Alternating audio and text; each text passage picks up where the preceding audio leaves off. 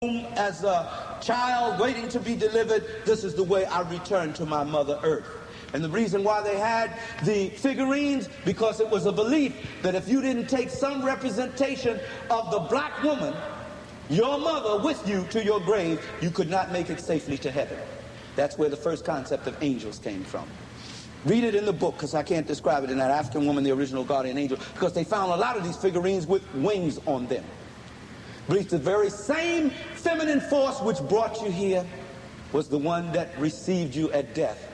In India, they took it to a high level. The black people who first settled there in the Ganges, at the foot of the Himalayas and the Ganges River, and in the, what is that other river, valley civilization there, Indus Valley civilization, who settled India, they called her the Shakti, the spirit which embraced you at death, gave you the kiss of peace, and took you safely home to the center of the universe to dwell with the ancestors.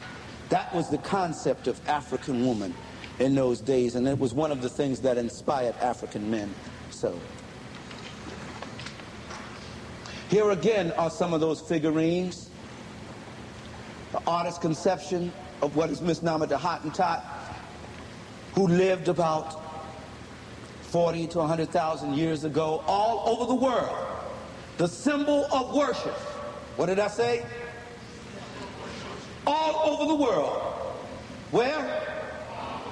I want to make sure you get this. Was the black woman's posterity. Her behind was worshipped all over the world 100,000 years ago. And was worshipped for at least 80,000 or more years. Because hers was the only cosmic mechanism that could receive the seed, hold the seed, and keep the seed for 40 weeks and then deliver it into the world. And they saw with that somehow a connection with the stereotypologia, and they said, this is a symbol of the divine crucible, the divine vessel, the cradle of all humanity. So they worshiped this, worshiped it as a symbol of divinity. Here is a modern-day Khoisan woman who lives in the Kalahari. And you can see the similarity. They still have that stereotypologia, and I'm thankful that they have it.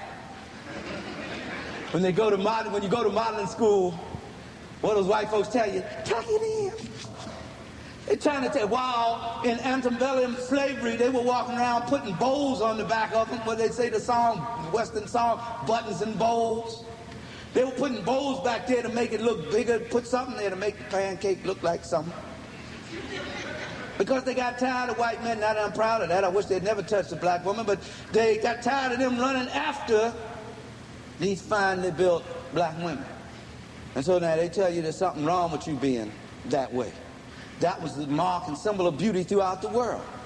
Throughout the world, 100,000 years ago, the epitome of beauty and grace was the black woman. The hair and all.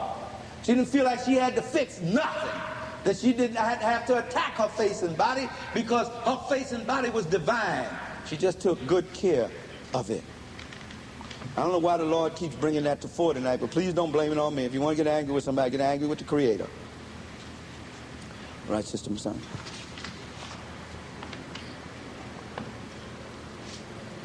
Here is a representation in this artist's drawing of one of the Kandaki of ancient Kush, which was generally ruled by the Queen Mother. That's what Kandaki means.